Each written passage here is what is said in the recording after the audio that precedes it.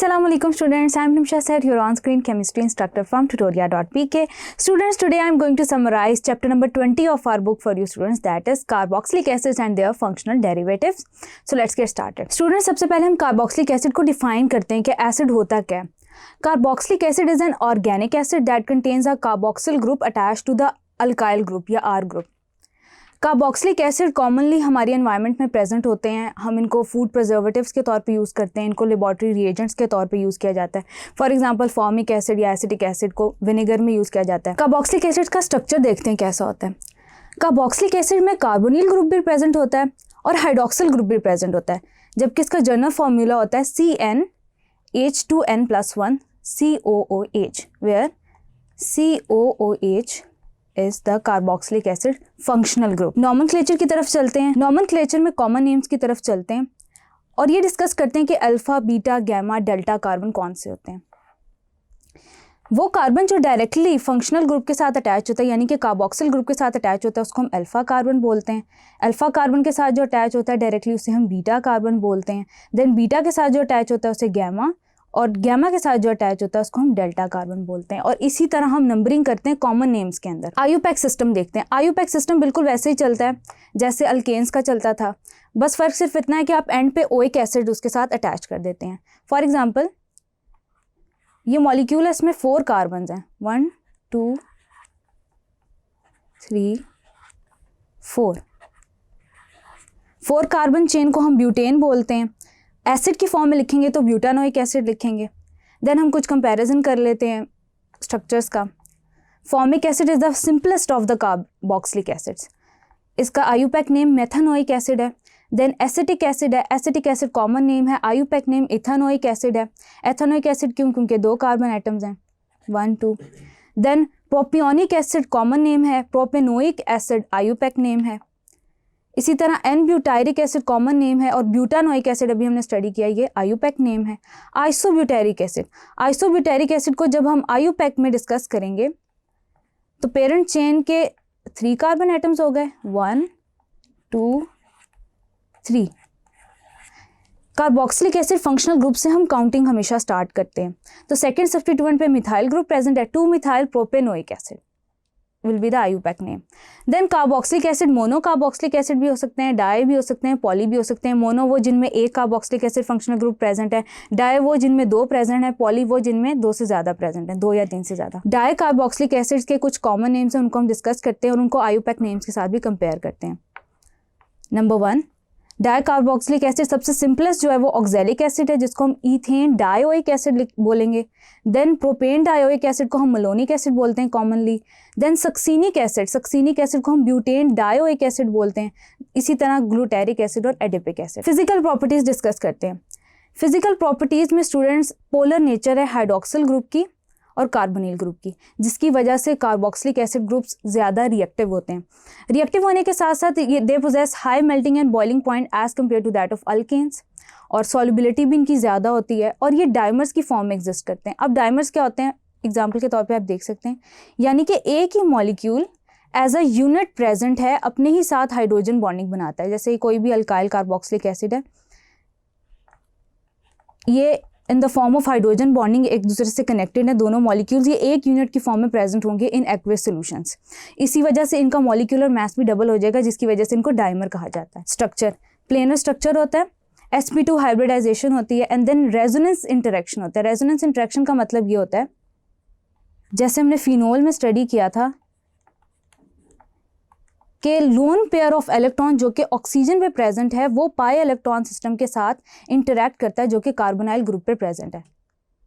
ये bond invert move करेगा, यानी कि ये दोनों स्ट्रक्चर्स आपस में रेजोनेंस में होते हैं. डबल बॉन्ड O पे पॉजिटिव चार्ज हो. स्टूडेंट्स अब डिस्कस करते हैं कार्बोक्सिलिक एसिड की एसिडिटी. ऑर्गेनिक कंपाउंड्स में सबसे ज़्यादा एसिडिक कार्बोक्सिलिक एसिड्स होते हैं, लेकिन जो मिनरल एसिड्स होते हैं like hydrochloric acid, hydrofluoric acid, nitric acid, इनसे वीक होते हैं. अब हम यही चीज़ दोबारा डिस्कस करते हैं पीके वैल्यूज से रिलेट करके. Ethanoic acid, chloroethanoic acid, nitroethanoic acid का कंपैरिजन है।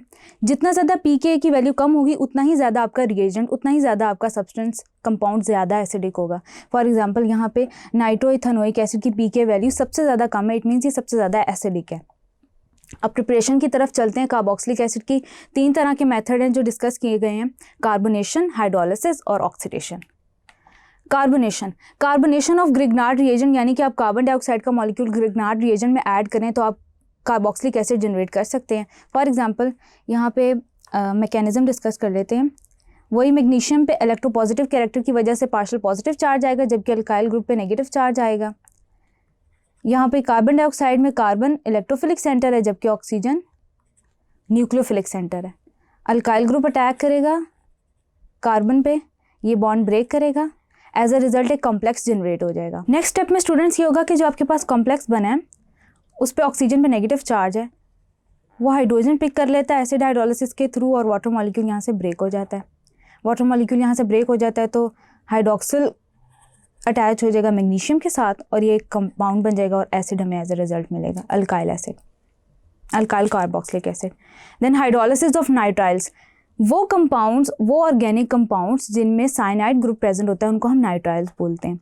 अब इनका हाइड्रोलिसिस जब होता है in the presence of acid तो ये एसिड जनरेट करते हैं, कार्बोक्सिलिक एसिड जनरेट करते हैं। फॉर एग्जांपल सोडियम हैलाइड का जब भी रिएक्शन होता है किसी भी अल्काइल नाइट्राइल के साथ तो वो एसिड जनरेट करता है। देन प्राइमरी अल्कोहल्स की ऑक्सीडेशन, प्राइमरी अल्कोहल्स की oxidation in the presence of strong oxidizing agent जब भी होती है तो they generate aldehydes at first, aldehydes के बाद फर्दर ऑक्सीडेशन जब होती है तो वो एसिड्स जनरेट करते हैं। फॉर एग्जाम्पल आप देख सकते हैं।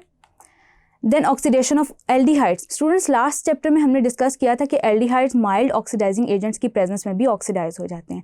तो माइल्ड ऑक्सीडाइजिंग एजेंट में अमोनियकल सिल्वर नाइट्रेट सोल्यूशन की प्रेजेंस में अगर आप एल्डिहाइड को ऑक्सीडाइज करवाएं तो it will be converted to carboxylic acid. Then reactions of carboxylic acids को डिस्कस करते हैं वन बाय वन। अब रिएक्शंस 3 तरह के हो सकते हैं, वो रिएक्शंस जिनमें हाइड्रोजन एटम इन्वॉल्व है और वो रिएक्शंस जिनमें हाइड्रोजन एटम इन्वॉल्व है वो सॉल्ट फॉर्मेशन की तरफ चलते हैं। देन वो रिएक्शंस आते हैं जिनमें हाइड्रोक्सिल ग्रुप रिप्लेस होता है और फिर वो रिएक्शंस आते हैं जिनमें carboxyl group as a whole involve होता है। तो वन बाय वन इनको डिस्कस करते हैं। सबसे पहले उन रिएक्शंस की तरफ आते हैं जो इन्वॉल्व करते हैं हाइड्रोजन एटम, यानी कि सॉल्ट फॉर्मेशन की तरफ चलते हैं। होता ही है स्टूडेंट्स के वाटर के अंदर कार्बोक्सिलिक एसिड डीप्रोटोनेट हो जाते हैं, यानी कि प्रोटॉन देते हैं in the solution, that's why they are acids. अब जब भी कार्बोनेट्स और बाइकार्बोनेट्स के साथ एसिड्स रिएक्ट करेंगे तो दे विल जनरेट सॉल्ट्स, जैसे इस केस में सोडियम इथॉक्साइड जनरेट हो रहा है। देन मेटल्स के साथ रिएक्ट करते हैं तब भी सॉल्ट जनरेट करते हैं। देन स्टूडेंट्स वो रिएक्शन आते हैं that involve hydroxyl group of carboxylic acid. Number 1 पे आता है preparation of acyl chlorides. Acyl chlorides simply बन सकते हैं by the reaction with thionyl chloride. Thionyl chloride, thionyl chloride क्या करेगा कि हाइड्रोक्सिल ग्रुप को रिप्लेस कर देगा विद क्लोरीन मॉलिक्यूल। देन आती है preparation of acid anhydrides. Acid anhydrides की प्रिपरेशन होती है in the presence of phosphorus pentoxide. Acidic conditions के अंदर as a result anhydride generate होता है, जैसे कि आप देख सकते हैं। Then preparation of esters. Esters prepare होते हैं by the reaction of carboxylic acid and alcohol. जब भी कार्बोक्सिलिक एसिड अल्कोहल के साथ रिएक्ट करते हैं दे जनरेट अ एस्टर, और एस्टर अगर in the case of acetic acid और इथाइल अल्कोहल है तो फ्रूटी स्मेल जनरेट करेगा। फ्रूटी स्मेल जनरेट करेगा तो ये रिएक्शन बेसिकली हम कंफर्मेटरी टेस्ट में यूज करते हैं कार्बोक्सिलिक एसिड्स के। Students for the case of acetic acid and ethanol हम मैकेनिज्म डिस्कस करते हैं कि एस्टर्स कैसे प्रिपेयर होते हैं। So let's get started. Step number 1 में ये होगा कि हम एसिटिक एसिड ले रहे हैं। सबसे पहले एसिटिक एसिड प्रोटोनेट होगा, और प्रोटोनेट कैसे होगा, ये oxygen, nucleophilic oxygen proton pick करेगा और एज अ रिजल्ट ऑक्सीजन पे पॉजिटिव चार्ज आ जाएगा। अब क्या होगा कि अल्कोहल का ऑक्सीजन इलेक्ट्रोफिलिक कार्बन सेंटर पे अटैक करेगा, ये वाला बॉन्ड वापस मूव कर जाएगा जिसकी वजह से ऑक्सीजन न्यूट्रलाइज हो जाएगा। CH3C, ये ऑक्सीजन इधर अटैच हो जाएगा।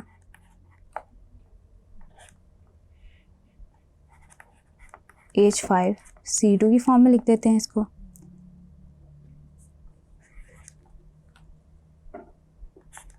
Then OH। अब इस ऑक्सीजन पे पॉजिटिव चार्ज आ जाता है, जबकि OH ग्रुप इसके साथ ऐसे अटैच है। अब होता ये है कि with in molecule proton shift होता है, और वो कैसे कि ये ऑक्सीजन यहाँ से ये प्रोटॉन पिक कर लेता है, ये बॉन्ड वापस न्यूट्रलाइज कर लेता है ऑक्सीजन को, एज अ रिजल्ट CH3COH, इस ऑक्सीजन पे पॉजिटिव चार्ज आ जाता है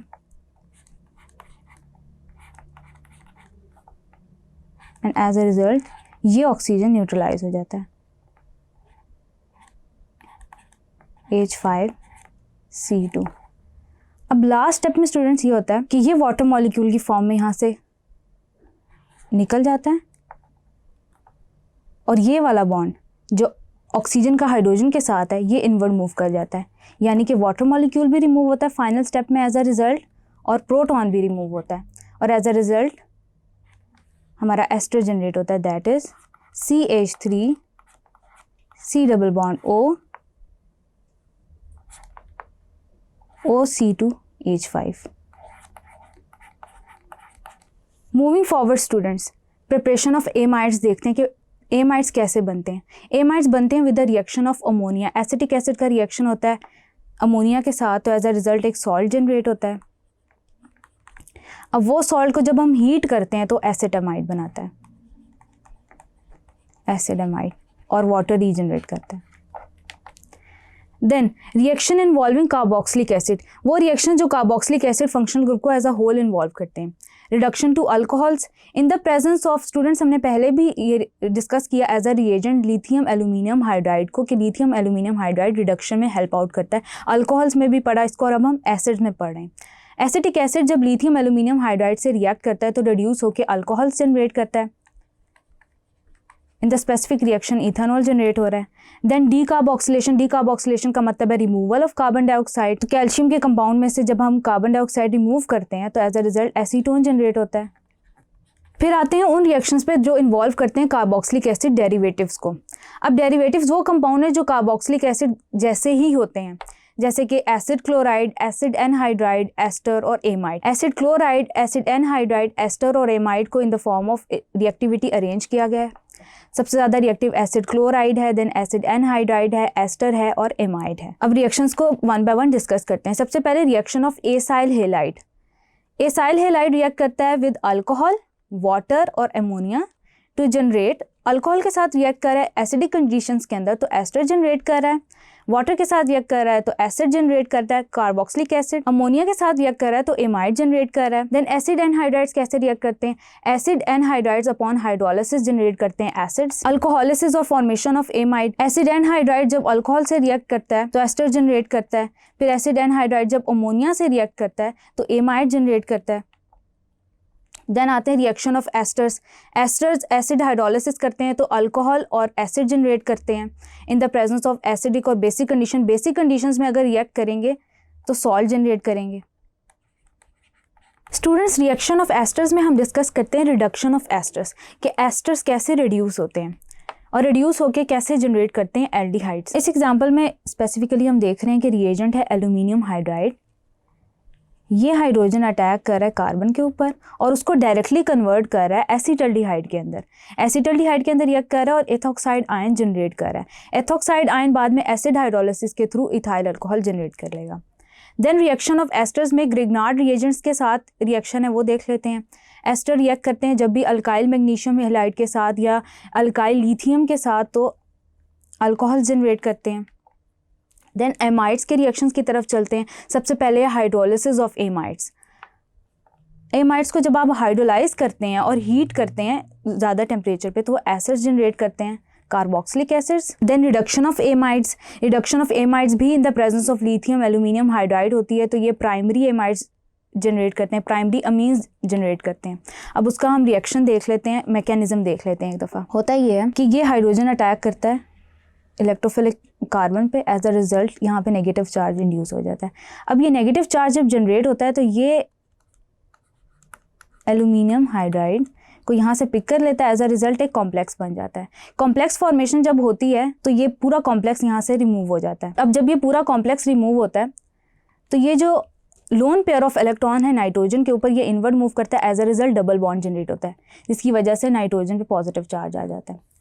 अब ये पॉजिटिव चार्ज कैसे रिमूव होता है कि ये हाइड्रोजन इलेक्ट्रोफिलिक कार्बन पे दोबारा ऐड हो जाता है और एज अ रिजल्ट यहाँ से ये बॉन्ड न्यूट्रलाइज कर देता है NH2 को, as a result generating primary amines. Reduction of nitriles again in the presence of lithium aluminum hydride होती है aqueous condition के अंदर, तो primary amines generate होते हैं. इसका मैकेनिज्म देख लेते हैं. ये हाइड्रोजन अटैक कर रहा है इलेक्ट्रोफिलिक कार्बन सेंटर पे, एज अ रिजल्ट ये बॉन्ड ब्रेक हो रहा है, ट्रिपल बॉन्ड यहाँ से ब्रेक हो जाता है. ट्रिपल बॉन्ड जब यहाँ से ब्रेक हो जाता है तो ये कॉम्प्लेक्स जनरेट हो गया. अब जब ये कॉम्प्लेक्स जनरेट हो रहा है तो ये रीअरेंज होकर यहाँ पे नाइट्रोजन पे नेगेटिव चार्ज आ जाएगा, जबकि लिथियम पे पॉजिटिव चार्ज आ जाएगा, जिसका हाइड्रोलिसिस होगा तो आपके पास दोबारा से प्राइमरी अमीन्स जनरेट हो जाएंगे. Reaction of Grignard reagent with nitriles. Grignard reagent आपने पहले भी डिस्कस किए, इसके मैकेनिज्म भी डिस्कस किए कि जब भी रिएक्ट करते हैं तो एल्डिहाइड्स या कीटोन्स जनरेट करते हैं. So students, that's all for today. I hope I have made this chapter easier enough for you to go through. This is your on-screen chemistry instructor Rimsha sir signing off from tutoria.pk. Inshallah, we'll see you in next video with next chapter. Till then, take care. Allah Hafiz.